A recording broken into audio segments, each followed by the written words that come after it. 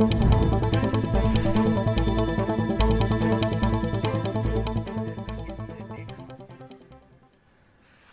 हमारे सामने कोरोना ने बड़ा संकट जो पैदा किया वो हमारे हेल्थ इंफ्रास्ट्रक्चर को उसने तोड़ दिया। साथ ही साथ और भी परिणाम सामने आए, जैसे कि हमारे समाज में जो इनइक्वालिटी थी इनकम की वो भी सामने आई। हमने देखा कि कोरोना ने किस प्रकार पिछले वर्ष हमारे समाज की असमानताओं को उजागर किया। हमारे वर्कर्स जो थे वो पैदल सड़कों पर हजारों मील चलने के लिए मजबूर हो गए और उसकी ओर और उनको दूर करने के लिए हमें दूर तक प्रयत्न करनी होंगे। हमको ये भी देखना होगा कि जो एजुकेशन हमको सबको बराबर से मिलनी चाहिए वो कोरोना संकट ने दिखाया कि वो नहीं मिल सकती। वो सारे बच्चे जो गरीब हैं, जो लैपटॉप नहीं रख सकते, उनको कैसे ऑनलाइन शिक्षा दी जा सकती? वो सारे लोग जिनको कोई हॉस्पिटल या कोई स्वास्थ्य सेवाएं नहीं है, वो कैसे कोरोना का इलाज करवा सकते हैं, कैसे उनकी टेस्टिंग हो सकती है? वो एक यूनिवर्सल हेल्थ, यूनिवर्सल एजुकेशन और एक यूनिवर्सल मिनिमम इनकम, ये ऐसे चीजें उभर के सामने आ रही हैं जिनको इस संकट ने हमको फिर से इस पर सोचने पर मजबूर कर दिया। लेकिन इस विमर्श से थोड़ा सा हटके यदि हम ये सवाल उठाएं कि क्या वजह थी कि पिछले वर्ष अपेक्षाकृत सफलता के साथ कोरोना से निपटने के बावजूद पहली वेव में हम दूसरी वेव में इस तरह बुरी तरह लिपट पाए, जैसे किसने पीछे से आके हमको जकड़ लिया। क्या इसके पीछे केवल वायरस है? क्या इसके पीछे हमारी और हमारी सरकारों की लापरवाही नहीं है? और सवाल यह भी है कि वो माइंडसेट क्या है जिसने इस लापरवाही को बढ़ावा दिया? हम अगर देखें, थोड़ा सा भी ध्यान दें, तो हमको साफ नजर आएगा कि हमारे यहाँ धार्मिक अंधविश्वास, धार्मिक गैदरिंग्स, हमारे यहाँ राजनीतिक रैलियां, हमारे यहाँ की धर्म और राजनीति से जुड़ी हुई, धर्म और राजनीति को जोड़कर की जाने वाली राजनीति, और इसके साथ साथ एक ऐसी सूडो साइंटिफिक, जिसको कहना चाहिए कि एक ऐसा वैज्ञानिक समझ जो कि अवैज्ञानिक है, उससे हमारा सारा माइंड से ग्रसित है। और इसी का नतीजा ये हुआ कि हम लोग सब दूर तक कोरोना के संबंधित एप्रोप्रिएट बिहेवियर की बातें करते रहे, लेकिन हमने उसको व्यवहार में नहीं लाया अपने व्यक्तिगत जीवन में, राजनीतिक जीवन में, चाहे वो नेता हो और चाहे बड़ी पब्लिक। अब यहाँ पर कुछ बड़े सवाल ये उठते हैं कि क्या कोरोना का वायरस किसी देश ने सारी दुनिया पर प्रभुत्व पाने के लिए कृत्रिम रूप से सृजित किया? और यदि इसके पीछे हमारे पास कोई भी प्रमाण नहीं है, तो ये साल भर से चली आ रही कॉन्स्पिरेसी थ्योरी को हम क्यों उठाए घूम रहे हैं? साफ साफ शब्दों में हम कहें तो WHO ने चाइना में जाके कुछ पहली, ठीक है वो पूरी इंक्वायरी नहीं, लेकिन क्या हम ये मान सकते हैं कि चीन ने कोरोना वायरस का इन्वेंशन किया, या ये प्रकृति में पहले से मौजूद था जिसने कि हम सबको ग्रसित किया? तो जिन चीजों पर पूर्णतया प्रामाणिकता नहीं है, क्योंकि ये भी समझना मुश्किल है कि कोई भी देश दुनिया पर प्रभुत्व पाने के लिए पहले अपने देश के ही लोगों को संकट में डाले, तो इस तरीके की कॉन्स्पिरेसी थ्योरी को आधार बनाकर एक अलगाववाद पैदा करना और समझाने की कोशिश करना कि कोरोना वायरस जो है वो आधुनिकता की देन है, मैं समझता हूँ बहुत बड़ी। कोरोना वायरस प्राकृतिक है। ये जरूर है कि हमारी आधुनिक जीवन शैली में जिसमें संपर्क का महत्व बहुत है, उसमें ये तेजी से फैल रहा है। और हो सकता है कि ये जो दूसरा म्यूटेंट है या तीसरा म्यूटेंट है, ये ज्यादा संक्रामक होने के कारण हम सबको अपनी गिरफ्त में ले रहा है और इससे शायद ही कोई कर छुपाए। लेकिन सवाल उठता है कि क्या हमारे देश के वो लोग जो कुंभ में नहाने गए, वो लोग जो राजनीतिक रैलियों में भाषण देने या उनको सुनने गए, वो क्या आधुनिक जीवन शैली या आधुनिकता से प्रभावित थे या वो किसी पूर्व आधुनिकता से प्रभावित थे? धार्मिक अंधविश्वासों को आधुनिकता से जोड़ के तो कभी नहीं देखा। तो ये कहना कि कोरोना का संक्रमण जो है वो आधुनिकता की देन है और आधुनिकता के द्वारा ही संक्रमण का प्रवाह तेज हो रहा है, मैं समझता हूँ ये उचित नहीं। इसी बात को मैं आगे बढ़ाते हुए ये कहना चाहूंगा कि हमारी आज की समझ के अनुसार विज्ञान ने ही ये समझा कि इसके पीछे वायरस है। उसी ने हमें बताया कि इससे लड़ने के लिए वैक्सीन कौन सी कैसे बने, और उसी के जरिए हम आज उससे लड़ भी पा रहे। हमने पिछले साल कितने सारे वेबिनार सेमिनार किए योग और आयुर्वेद पर, और लोगों को समझाने की कोशिश की कि इनके जरिए आप कोरोना पे विजय पा सकते हैं। लेकिन क्या हम विजय पा पाए? ये सही है कि उनकी अपनी उपादेयता हो सकती है दूसरे मर्जों में या इसमें भी कुछ दूर तक, लेकिन ये कोरोना के इलाज नहीं है। और इन पर विश्वास करना अवैज्ञानिकता है इस काम में। और जब तक हम इस अवैज्ञानिक समझ से अपने को अलग नहीं करते, तब तक हम जो है वो किसी भी तरीके के कोरोना पर विजय नहीं पा पाएंगे, या विजय पाएंगे तो कल को दूसरा कोई वायरस आएगा, फिर कोई महामारी आएगी, हम फिर उसकी गिरफ्त में।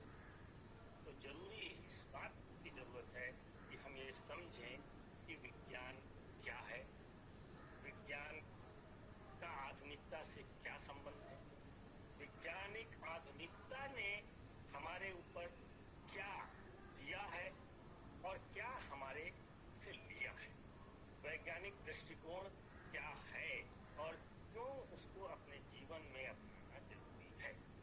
तो मैं दो चार बातें आधुनिकता को लेकर कहूंगा और ये बताने की कोशिश करूंगा कि आधुनिकता जो है वो आधुनिक जीवन शैली एक ही चीज नहीं है। और इसके लिए हमको सबसे पहले तो कार्ल मार्क्स को ही याद करना पड़ेगा, क्योंकि आधुनिकता की दो मुख्य धाराएं सामने आई थी। एक थी कैपिटलिस्ट मॉडर्निटी, पूंजीवादी आधुनिकता, और एक विकल्प के रूप में मार्क्स ने उसको समाजवादी आधुनिकता कहा। ये सही है कि समाजवादी आधुनिकता का जो रथ था वो कहीं फंस गया है, लेकिन ऐसा नहीं है कि आधुनिकता के साथ आधुनिकता की आलोचना और उसके विकल्प के बारे में विचार नहीं किया। आगे की बात करने के लिए मैं आधुनिकता की एक बड़ी डिफिनेशन से अपनी बात सुनूंगा, और वो बात है जो चार्ल्स टेलर ने आधुनिकता की डिफिनेशन दी। अक्सर लोगों को आधुनिकता की एक डिफिनेशन मिलती ही नहीं। हम आधुनिकता की बातें बहुत करते हैं, लेकिन हम उसकी एक कंपोजिट डिफिनेशन हमारे पास नहीं। चार्ल्स टेलर ने एक डिफिनेशन दी है और वहां उसको मैं अभी आज यहाँ कोट करना चाहूंगा कि by modernity I mean that historically unprecedented amalgam of new practices and institutional forms। क्या है वो? Science, technology, industrial production and urbanisation. इसके बाद दूसरा पक्ष है a new form of living. क्या है? इंडिविजुएशन, सेकुलराइजेशन, इंस्ट्रूमेंटल नेशनलिटी और and a new form of malaise, that is alienation, meaninglessness, a sense of impending social dissolution. ये एक ऐसी बृहद परिभाषा है जो खुले में आधुनिकता का ये तीनों रूप, जिसको एक संस्थागत रूप से, एक आइडिया के रूप में और एक अनुभव के रूप में आधुनिकता को अगर देखें तो ये तीनों को अपने में समेट, और इसमें बहुत स्पष्ट है कि आधुनिकता का एक सुनहरा पक्ष, आधुनिकता का एक सुनहरा पक्ष क्या है? आधुनिकता ने हमको वैज्ञानिक तर्क दिया है, वो आधुनिकता का मूलभूत तर्क। उस वैज्ञानिक तर्क से क्या हुआ है कि हमने जगत को और जगत के कैसे वो अपने आप जगत कार्य करता है, कैसे वो मूव करता है, उसके पीछे छुपे वैज्ञानिक नियमों को पता, और उन नियमों में उनसे किस तरीके से प्रकृति को अपने लिए कंट्रोल करके इस्तेमाल किया जा सकता है, ये भी हमको उस वैज्ञानिक तर्क ने सिखाया। और इसका परिणाम ये हुआ है जो आपके सामने है कि एक बड़े पैमाने पर मनुष्य जीवन जो है, चाहे संस्थागत रूप में हो चाहे व्यक्तिगत रूप में हो, वो बदल गया है। आज हम उस जीवन की कल्पना नहीं कर सकते जो वैज्ञानिक क्रांति के पहले चाहे यूरोप में रही हो और चाहे भारत में। हम पीछे भी नहीं चल सकते। बहुत सारे लोग इस सब क्राइसिस से घबरा कर कहीं पीछे सनातन बोध की तरफ जाने की बात करते हैं, लेकिन हम पीछे क्या जा वैज्ञानिक तर्क के अलावा एक बहुत केंद्रीय तत्व आधुनिकता का है, और उसको हम लोग कहते हैं इंडिविजुएशन, व्यक्तियन। आधुनिकता ने मनुष्य को पूर्व आधुनिकता के जकड़ से मुक्त कर दिया। उसने समाज की उन जगड़ने वाली परंपराओं से मुक्त करके एक किसी अति दैवीय, अति प्राकृतिक शक्ति से मुक्त करके उसको बताया कि मनुष्य अपनी नियति का निर्माण स्वयं कर सकता है, और उस नियत के निर्माण के लिए उसको व्यक्तिगत रूप से और कलेक्टिव रूप से, सामूहिक रूप से प्रयत्न करना। और उसी समय आधुनिकता ने उसको पूर्व आधुनिकता के एक पराधीनता से मुक्त करके एक स्वतंत्रता, समता और बंधुत्व के आदर्श दिए। और हमने देखा कि सारी दुनिया में किस तरीके से सभी स्तरों पे परिवर्तन सामने आए। मनुष्य धर्म और अति प्राकृतिक शक्तियों और उनके एजेंटों के मकर जाल से मुक्त। यूरोप में ये बात बहुत स्पष्ट रूप से सामने आई। चर्च और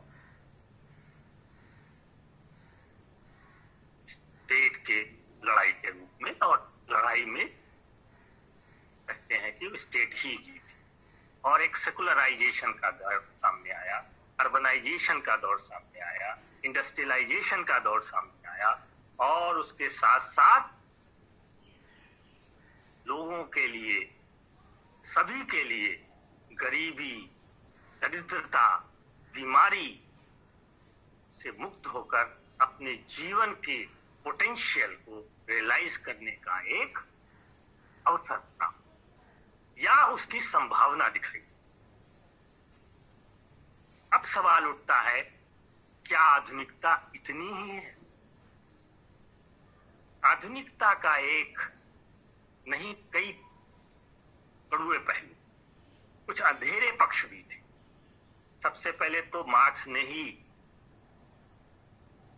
अलगाव के रूप में, मजदूरों के अलगाव के रूप में, कैपिटलिज्म के अंदर, आधुनिकता के अंदर जो दोष थे वो सामने।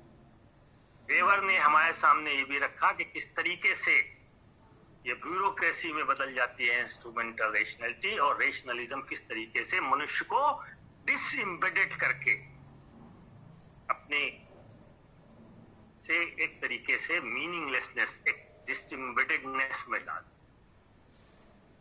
और आगे जाने पे हमारे सामने फ्रैंकफर्ट स्कूल के जो चिंतक हैं, एडोर्नो, हार्टमाइमर वगैरह, उन्होंने इस बात की ओर इशारा किया कि किस तरीके से विज्ञान का तर्क जो है वो एक तरीके से टेक्नोलॉजी के तर्क में बदल जाता है, और मनुष्य का जीवन, जैसा कि मार्क्यूजे ने कहा, एक आयामी मनुष्य में परिवर्तित हो।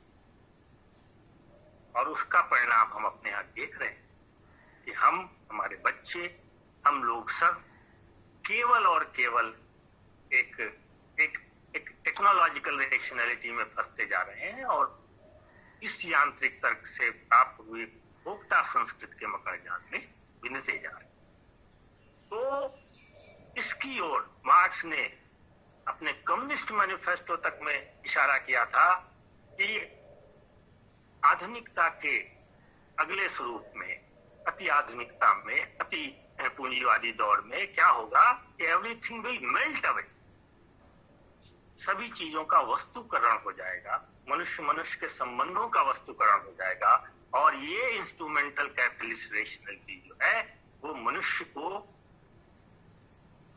एक उपभोक्ता, एक विक्रेता, एक क्रेता सिर्फ बनाकर छोड़। और ऐसा ही हुआ है।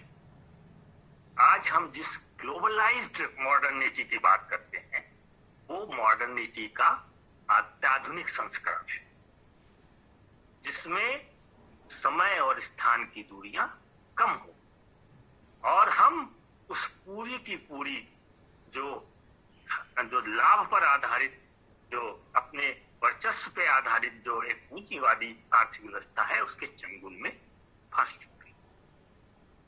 और हमारे सामने इसका विकल्प देने की क्षमता इस समय शायद दिखाई नहीं। ये सही है कि एक समाजवादी विकल्प के रूप में आधुनिकता के अंधेरे पक्ष से निपटने की कोशिश की गई मार्क्स के द्वारा। हैबरमास के द्वारा भी ये कोशिश हुई कि वो ये इंस्ट्रूमेंटल रेशनैलिटी को रखते हुए एक संवादशील तर्क द्वारा, कम्युनिकेटिव रेशनैलिटी के द्वारा जो है इस समस्या का हल निकाले। लेकिन कम्युनिकेटिव रेशनैलिटी के लिए आइडियल जो स्थिति है, परिस्थिति है, वो फिर भी नहीं हो।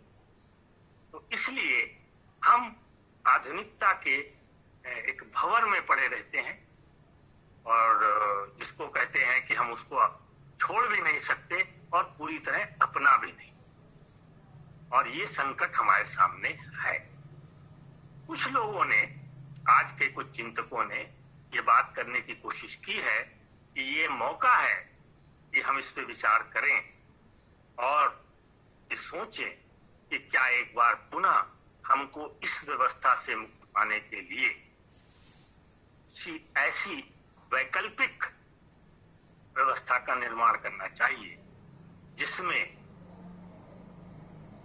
प्रॉफिट की अंधी दौड़ न हो, सभी के लिए एजुकेशन, स्वास्थ्य और जरूरी जीवन की सुविधाएं उपलब्ध हों, और लोग अपने लिए, अपने जीवन का एक अर्थमत्ता खोजने के लिए आसानी से उनको संभावनाएं और अवसर प्राप्त हो सकें। मैं समझता हूं कि आधुनिकता का अपना ये गुण है कि वो रिफ्लेक्सिव है, उसमें आत्मप्रश्नीयता है, और यही आत्मप्रश्नीयता जिससे मैं आपसे बात कर रहा हूं वही आधुनिकता को मजबूर करती है बार बार कि वो अपने ऊपर, अपनी उपलब्धियों के ऊपर और अपनी कमियों के ऊपर विमर्श करे, सोचे और उसका हल निकालने का प्रयत्न करे। मैं समझता हूं कि इसके विरोध में खड़ी हुई उत्तर आधुनिकता के पास ऐसा कोई राजनीतिक, सामाजिक, व्यक्तिगत विकल्प नहीं है जो हमको रास्ता दिखा सके। इस समय उसकी चर्चा का समय, स्थान नहीं है, दूसरी चर्चा का स्थान थोड़ा मैं समझता हूँ इसमें है, और वो ये है कि हम अपने यहाँ जो ये पूर्व आधुनिकता की जकड़ है, इससे कैसे निपटे। और जब तक हम इससे नहीं निपट पाते तब तक कोरोना संकट के अलावा भी बहुत से संकटों से हम निपट नहीं पाए। इस रास्ते में एक बहुत बड़ी बाधा ये है कि हम को ये समझाया गया है कि हमारी सभ्यता सर्वोत्कृष्ट है, हम विश्व गुरु हैं, सारा कुछ विज्ञान हमारे वेदों में छिपा हुआ है, हम उस विज्ञान को लेकर ही दूसरे देश आगे बढ़ गए, और इसलिए हम स्वयं ही आधुनिक विज्ञान के वाहक हैं। और हमारी सारे जो पद्धतियां हैं, चाहे योग हो चाहे आयुर्वेद हो, ये अपने आप में ही वैज्ञानिक है। और इस भ्रम के कारण हमारे बड़े बड़े लोग, बड़े बड़े मिनिस्टर्स जो हैं, वो ICMR द्वारा न मानी गई ऐसे काढ़ा को भी कोरोना के हल के रूप में प्रचारित करते हैं। हमारे बड़े मिनिस्टर साइंस कांग्रेस में जाके बोलते हैं कि हमारे यहाँ जो है वो हाथी की सूंड और मनुष्य का धड़ जोड़ दिया जाता था। और हमने ये देखा कि हमारे बड़े बड़े वैज्ञानिक जो हैं वो मंगल ग्रह पर यान भेजने से पहले जाके शंकराचार्य का पूछते हैं कि आशीर्वाद दो, ये सक्सेस हो। तो ये जो धार्मिक अंधविश्वास है, जिससे बहुत दूर तक यूरोप में लड़ा गया, लेकिन हमारे यहाँ इसकी जकड़ पूरी तरह है। और हमें ये समझना होगा कि ये विज्ञान विरोधी है, ये अवैज्ञानिक है। अभी 4 दिन पहले चेतन भगत का एक लेख था कि हमारे यहाँ अवैज्ञानिक सोच के कारण ही हम कोरोना की दूसरी वेव में ज्यादा बुरी तरह जकड़ गए। क्यों? यूरोप में बहुत दूर तक धर्म और विज्ञान के क्षेत्र में अलगाव हो गया। वैज्ञानिक रिवॉल्यूशन के बाद विज्ञान ने कहा कि हम प्रकृति के नियमों को समझते हैं, इन नियमों को समझने के लिए हमें अवलोकन, प्रेक्षण, हाइपोथेसिस, एक्सपेरिमेंटेशन, प्रयोग, टेस्टिंग आदि करना होता है। और इसके आधार पर हम जो भी परिणाम निकालते हैं, जो भी सत्य हमको प्राप्त होता है, वो वैज्ञानिक सत्य है, लेकिन वो अंतिम सत्य नहीं है, जैसा कि धर्मवेत्ता अपने सत्य के बारे में कहे। वो किसी तरीके का रेवलेशन नहीं है। इसलिए प्रकृति के अध्ययन से धीरे धीरे उस डोमेन से धर्म जो है बाहर हो और उस पर विज्ञान का वर्चस्व। इस वर्चस्व को पाने के बाद विज्ञान ने जो कुछ भी किया वो आपके सामने है, लेकिन हमारे यहाँ आधुनिकता जो है वो हमारे समाज से उपजी हुई नहीं है। हमारे यहाँ कोई ऐसा साइंटिफिक रिवॉल्यूशन नहीं, और ये विश्व इतिहास की एक बहुत बड़ी गुत्थी है। और मैं इस पे बहुत जोर देना चाहता हूं कि मिस्र, भारत, चीन ऐसी विकसित सभ्यताएं जो कि यूरोपीय सभ्यता से कहीं आगे थी।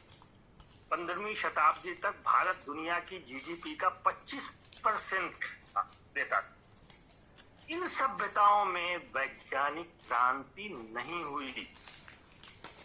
ये सही है कि इनके पास गणित था, इनके पास एक व्यवस्थित समाज था, इनके पास उत्पादन के बहुत साधन थे, लेकिन फिर भी वो आधुनिक विज्ञान की क्रांति इन देशों में नहीं।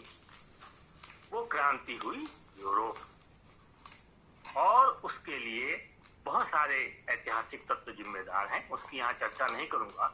लेकिन चीन में ऐसा क्यों नहीं हुआ, इस पे दुनिया में सबसे बड़ा अध्ययन जोसेफ नीडम ने किया। हमारे देश में ऐसा कभी नहीं हुआ, न कोई बाहरी लेखक या विचारक द्वारा, न हमने स्वयं किया। हम स्वयं कैसे करें? हम तो एक गौरवशाली अतीत के भ्रम में जीते। हमने मान लिया कि हमारे पास तो सब कुछ था।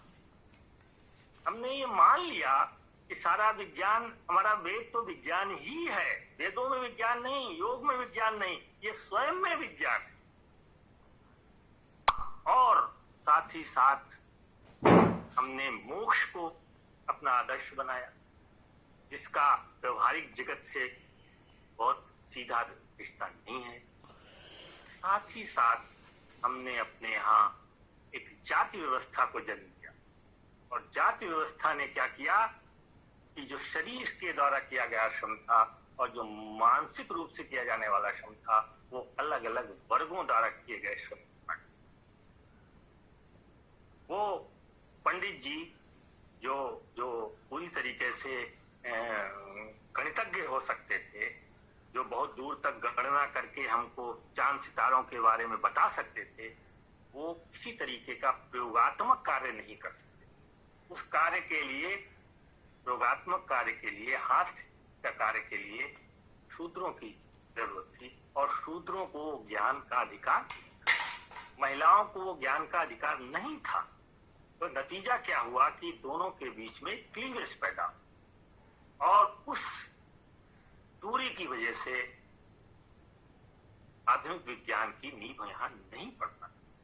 हमारे पास भास्कराचार्य है, ऐसा नहीं है कि हमारे पास कोई नहीं था। हमारे पास आर्यभट्ट है, हमारे पास मेटलर्जी है, हमारे पास आयुर्वेद में सुश्रुत और एक सभी का कार्य है।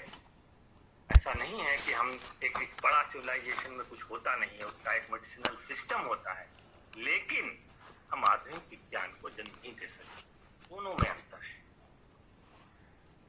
पुराना विज्ञान जिसको हम कह सकते हैं वो एक्सपीरियंशियल है, आधुनिक विज्ञान प्रयोगात्मक है, ये टेस्टिंग पर आधारित, ये आगे बढ़ बढ़ के चीजों को फिर से निरीक्षित परीक्षित करता और उसके आधार पर प्रेडिक्शन करता है, उसके आधार पर नवनिर्माण करता है। एक और तत्व तो हमारे यहाँ रहा है, और जिसकी तरफ आज हम फिर ध्यान दिलाना चाहेंगे। ऐसा नहीं है कि जो मैं कह रहा हूँ वो अंतिम है, क्योंकि हमारे यहाँ ऐसा, हमारे सिविलाइजेशनल जो कमी है उसकी तरफ आज क्योंकि बात सिविलाइजेशन की हो रही है, इसलिए मैं ध्यान दिलाना चाहूंगा कि एक बहुत बड़ा तत्व जिसकी हम लोग बहुत ज्यादा प्रशंसा करते हुए नहीं चूकते, वो है हमारे यहाँ का भक्ति आंदोलन।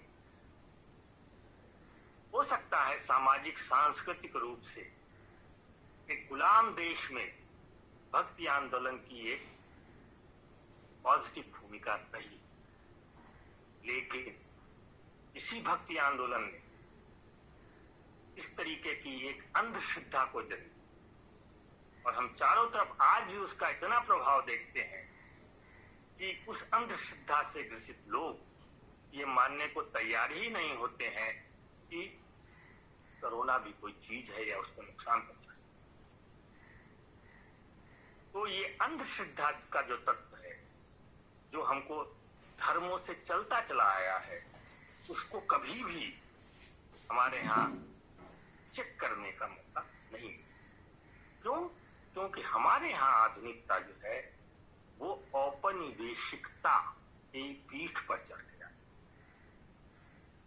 वो हमारे यहाँ ब्रिटिश हुकूमत लेके आई, और ब्रिटिश हुकूमत जिस चीज को लेके आई उसके अपने भी स्वार्थ जो उस आधुनिकता के साथ लिपट गए, और उसने हमारी शिक्षा व्यवस्था और प्रशासन व्यवस्था, राज्य व्यवस्था, समाज व्यवस्था सब में अलग अलग तरीके से हस्तक्षेप किया, और हमारी स्वाभाविक रूप से विज्ञान की जो प्रगति हो सकती थी वो नहीं। तो इसलिए जो कुछ भी 19वीं शताब्दी में हमने कोशिश की, जो एक सुधारवादी आंदोलन थे, वो बहुत दूर तक धार्मिक सुधार के आंदोलन, चाहे वो दयानंद हो, चाहे विवेकानंद हो, और चाहे वो राजा राम मोहन राय हो। हालांकि राजा राम मोहन राय ने वेस्टर्न मॉडर्निटी पे काफी जोर दिया, लेकिन इसी के साथ साथ हमारे यहाँ फूले भी हुए, हमारे यहाँ अंबेडकर भी हुए और इन लोगों ने वैज्ञानिकता के जरिए ही जो निर्बल वर्ग था, जो स्त्री वर्ग था, उसकी मुक्ति के रास्ते की थी। अब यहाँ पर सवाल उठता है कि जब तक हम अपनी सभ्यता और संस्कृति में विज्ञान को और वैज्ञानिक दृष्टि को सही स्थान नहीं देते, तब तक क्या हम बार बार आने वाली इन महामारियों से निपट सकेंगे? बंधुओं, हमको ये समझना होगा कि इस महामारी से पहले भी चेचक, हैजा, 1918 में फ्लू और इसी दशक में सार्स और उससे पहले एड्स वगैरह की बीमारियां सामने आई हैं और पूर्व में हम इनसे बहुत दूर तक विकसित भी, हजारों लोग मरे भी। तब हम ये सोचते थे कि चेचक तो माता की बीमारी और माता की पूजा करने से चेचक चली जाए। जिस समय चेचक का टीका यहाँ लगना शुरू हुआ, बहुत लोगों ने विरोध भी किया, जबकि यहाँ का एक इंडिजिनियस वर्ग भी था तो टीके की तरीके की ही कुछ चीजें बंगाल में किया करता था, हम उसको डेवलप नहीं करते, जिससे कि चेचक ठीक भी होती थी। चेचक का जीवाणु जो है वो शरीर में डाला जाए। ऐसे ही हमारे यहाँ मैथमेटिकल स्कूल है केरल, तो हम अपने विज्ञान के प्रति भी अन्याय करते हैं और जो यूनिवर्सल विज्ञान है, विज्ञान की जो सबसे बड़ी विशेषता है वो उसकी यूनिवर्सलिटी, हम उसके साथ भी अन्याय करते हैं। अक्सर हमारे यहाँ सुनने में आता है भारतीय विज्ञान, इंडियन साइंस, दूसरा सुनने में आता है वेस्टर्न साइंस। बंधुओं, विज्ञान में इस तरीके का विभाजन नहीं है। न्यूटन का नियम पेरिस और दिल्ली में एक सा है। जब इस पे प्रश्न उठता है तो वो सार्वभौमिक प्रश्न। यहां भी आप साफ साफ देखिए कि वैक्सीन जो हिंदुस्तान में बनाई गई वो विदेशों में भी कारगर, और जो वैक्सीन विदेशों में बनाई गई वो यहां भी कारगर। तो ये जो एक सार्वभौमिकता का तत्व है, ये विज्ञान की एक उपलब्धि है, ये उसकी वस्तुनिष्ठता, उसकी एक उपलब्धि है। और मनुष्य ने आधुनिक विज्ञान अभी 500 वर्ष ही हुए पाया है। हजारों साल से वो पूर्व विज्ञान के धार्मिक अंधविश्वासों से जकड़ा और ग्रसित होता। ऐसे में विज्ञान की आलोचना उचित नहीं लगती। यहाँ पर लेकिन हमें सूडो साइंस के बारे में समझना होगा कि क्यों हम ऐसी बात करने लगते हैं कि भारतीय विज्ञान, वेस्टर्न साइंस, इसके पीछे मित्रों जिसको कहते हैं एसोसिएटिव रिलेशनशिप, सहचारी ढंग, साम्यता विचार, जैसे कि हमारे यहाँ एस्ट्रोलॉजी में ये देखकर कि मंगल ग्रह लाल होता है, उसको अग्नि और संघर्ष और लड़ाई का प्रतीक। तो इस तरीके से साम्यता का विचार जो है उसके जरिए, एसोसिएटिव रीजनिंग के जरिए हम बहुत बार अवैज्ञानिक कल्पनाओं में, जिसको हम अवैज्ञान या सूडो साइंस, नकली विज्ञान कहेंगे, उसमें फंस जाते। इस सब से बचने का तरीका, इस सब से बचने का तरीका ये है कि हम अपने समाज और अपनी व्यापक संस्कृति और सभ्यता जिसको हम कहते हैं, उसमें एक जरूरी हस्तक्षेप, और वो जरूरी हस्तक्षेप क्या होगा जो पिछले दिनों बहुत ही बदनाम हुआ, नेहरू के नाम से बदनाम किया गया, कि हम वैज्ञानिक आउटलुक के अपने पढ़ाई के दौरान अपने विद्यार्थियों को, अपने बच्चों को, और उसको देने के लिए पहले अपने शिक्षकों, अपने नेताओं को, जो इसकी सारी मुहिम को आगे बढ़ा सके। तो हमने देखा कि वैक्सीन आई और लोग हेजिटेंट हैं, लोग तरह तरह की बातें करते हैं। क्यों? क्योंकि उनका विश्वास वैज्ञानिक ज्ञान पर नहीं है।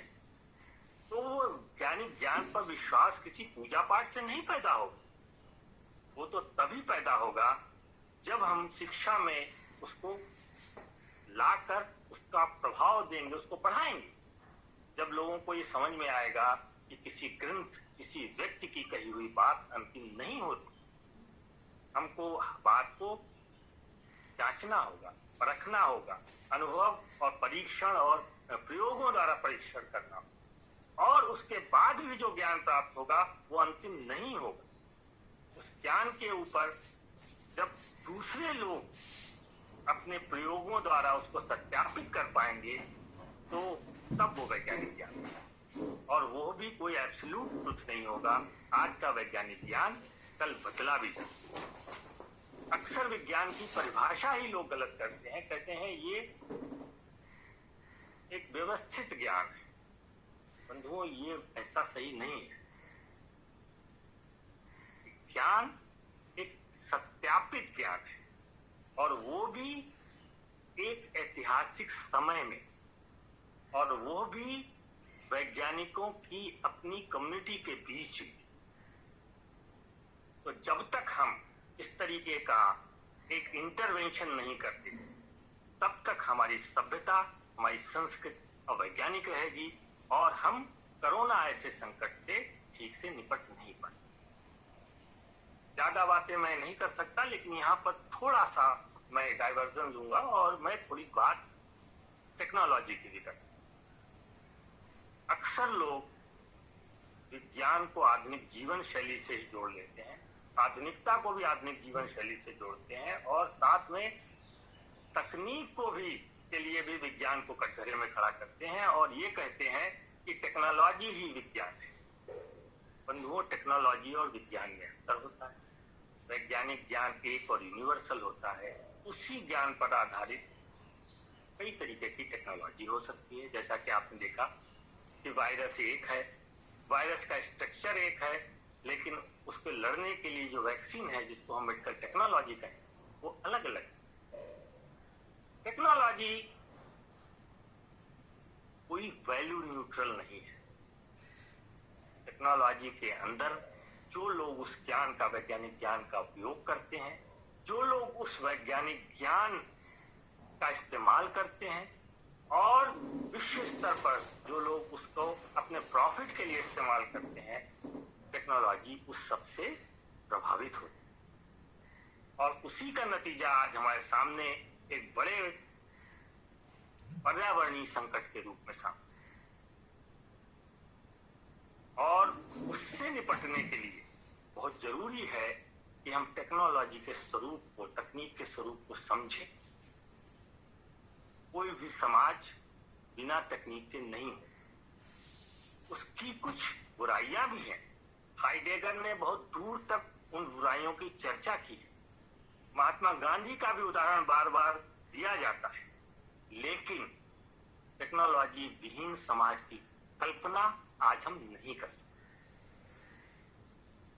टेक्नोलॉजी ने हमारे जीवन में जो सुख सुविधा दी है और जो दे सकता है, हम उसके बहुत दूर तक आश्रित हैं। लेकिन हमें ये भी देखना होगा कि उससे द्वारा हमारा पर्यावरण अगर नष्ट होता है और प्रकृति में कुछ ऐसे संकट आते हैं कि जिसके जरिए हमको दूर तक नुकसान होने जा रहा है, मतलब प्रकृति की पूजा के रूप में नहीं, ये नहीं मानकर कि प्रकृति अपने आप में कोई ऐसी इंट्रिंसिक वैल्यू रखती है, नहीं।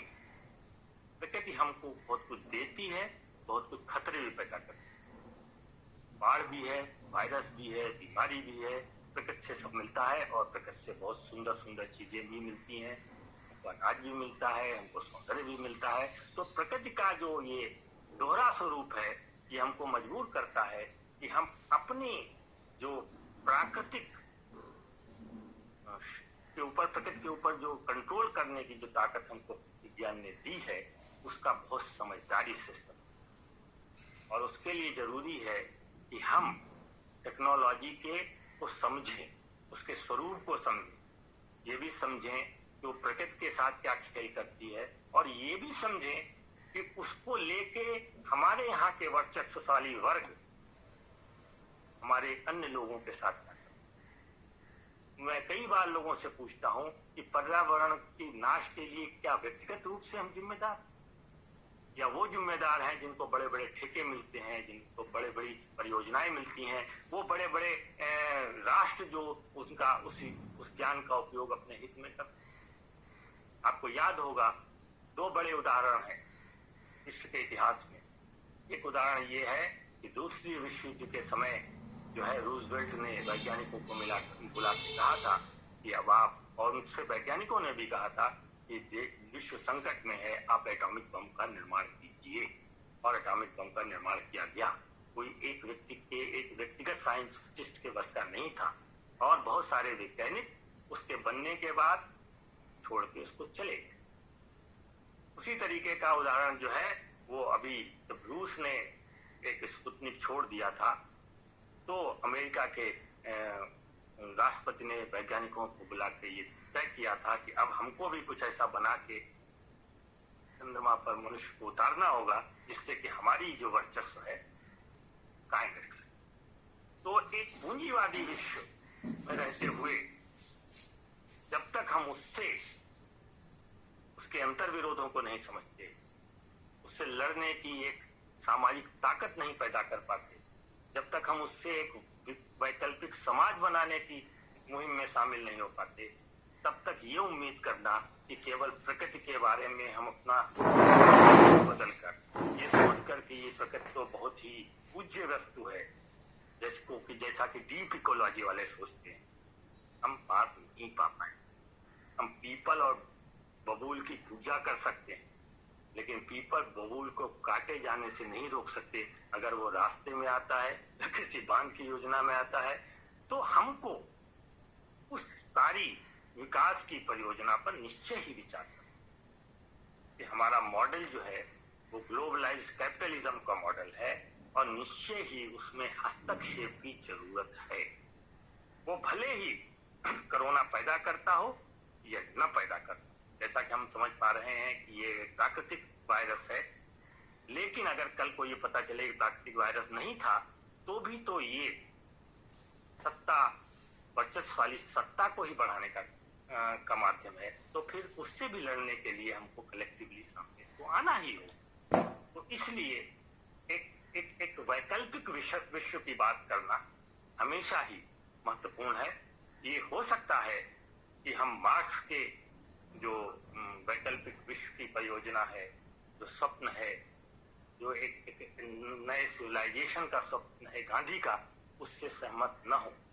हमको लगे, जैसा कि हमारे मित्र ने कहा कि बहुत सारे लोगों को आज वो अव्यवहारिक लगता है, लेकिन जो विजन है, जो यूटोपिया है, और जो यूटोपिया को देखने की दृष्टि है, और उस दृष्टि में विज्ञान का जो स्थान है वो सरकार नहीं हम सकते। तो मैं समझता हूं कि व्यापक रूप से चिंतन करने के लिए आज हमारे सामने एक बड़ा सवाल है कि क्या ये कोरोना आधुनिकता की देन है? अगर नहीं भी है तो आधुनिकता के किस स्वरूप के साथ हम इससे अधिक मजबूती के साथ, अधिक सफलता के साथ कर सकते हैं, ये प्रश्न को हमारे सामने बड़ा ही रहे। इन्हीं शब्दों के साथ में करता हूँ। सबने इतने धैर्य से सुना इतनी देर तक, इसके लिए मैं बहुत शुक्रगुजार। धन्यवाद। बहुत बहुत धन्यवाद आलोक जी। एक नई तरह की व्याख्या और संभावनाएं और आगे के रास्ते के संबंध में आपने जो विचार रखे वो वाकई बहुत ही महत्वपूर्ण है। और इसी तरह